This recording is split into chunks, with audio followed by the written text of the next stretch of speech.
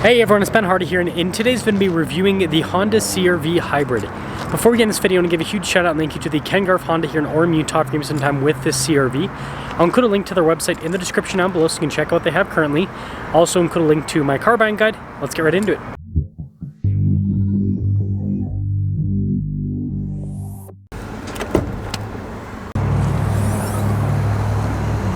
Under the hood we have a 2-liter 4-cylinder paired to an eCVT and a hybrid system.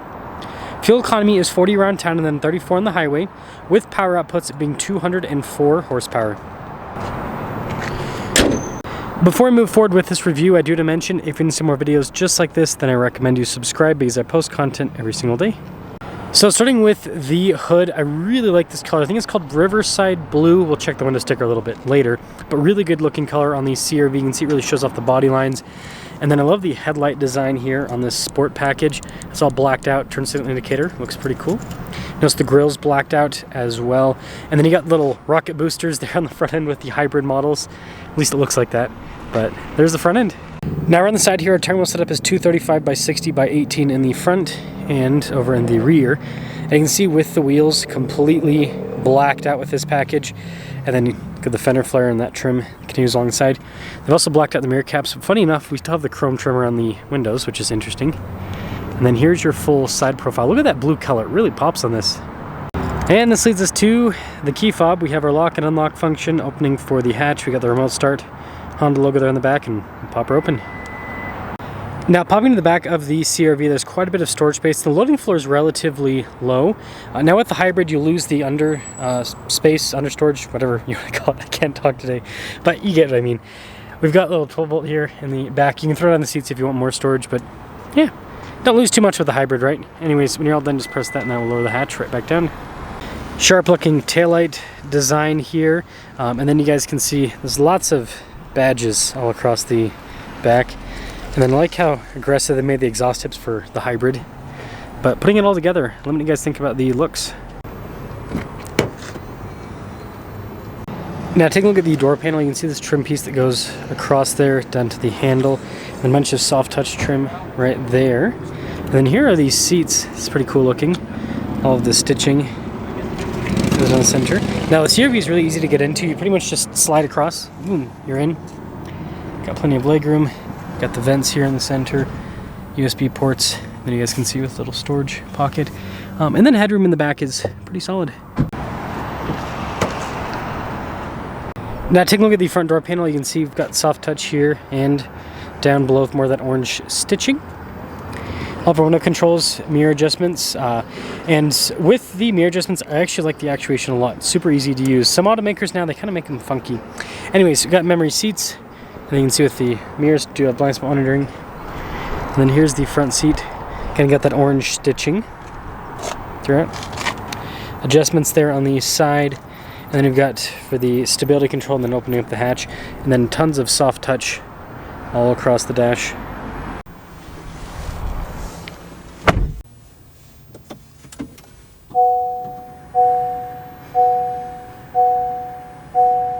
Now taking a look at the steering wheel, you can see soft touch all around. Got that orange stitching in the center. Paddles on the back. We also have practical controls like our adaptive cruise control, steering assist, voice command controls there for the center as well.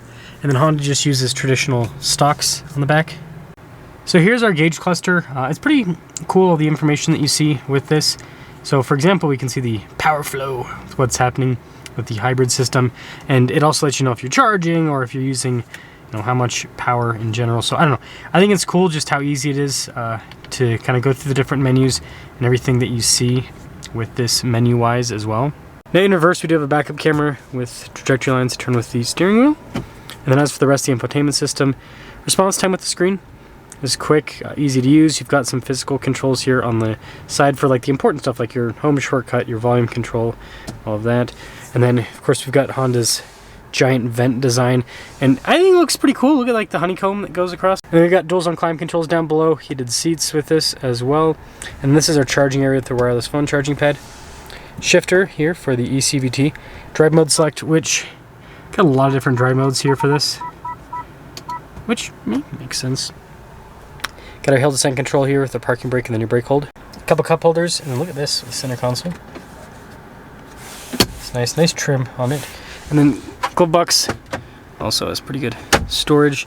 They got the control here for the sunroof. Now here's a quick look at our rental sticker, 2025 CRV, and not really a lot you can add option-wise. And this is a Sport L, by the way. Anyways, $40,200 is the total MSRP in the Sport L. And let's see how it drives.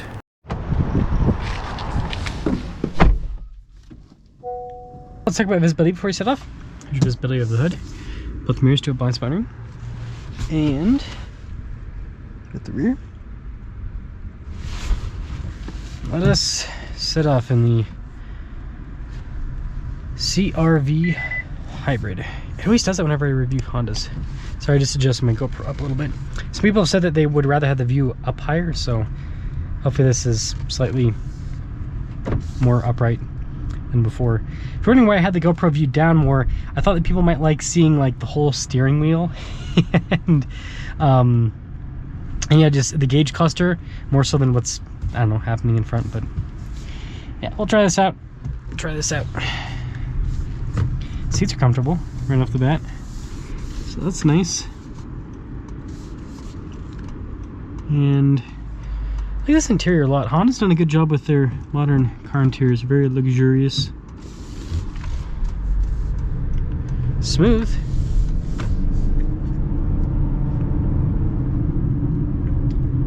Cool to see the power flow chart.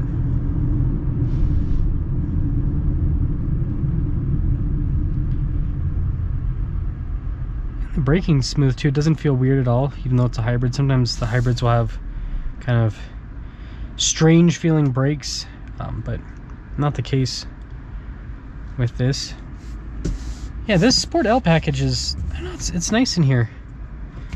The material use and all of that feels a little bit more upscale. Well, continuing along, we're going to pop it into the sport mode here.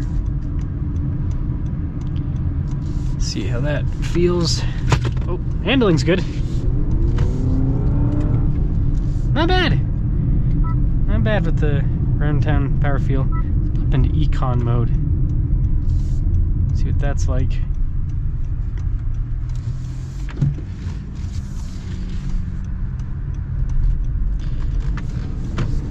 Yeah, I like how this drives. Hybrid systems, it's pretty seamless. And the thing I like about Honda CVTs is they're pretty snappy with the transitions. I will say what I'm noticing with this is I think this system is all about regen. Toyota's system does the same thing, but I've just noticed that Toyota's fuel economy numbers on the highway seem to be a little bit better, and I'm wondering if that's because maybe it's the bigger engine, because they got a 2.5 versus the 2.0 in this. Could be that. But also just such a heavy focus on regen with the Honda. Very, very heavy focus. Not a bad thing, it's just something of note.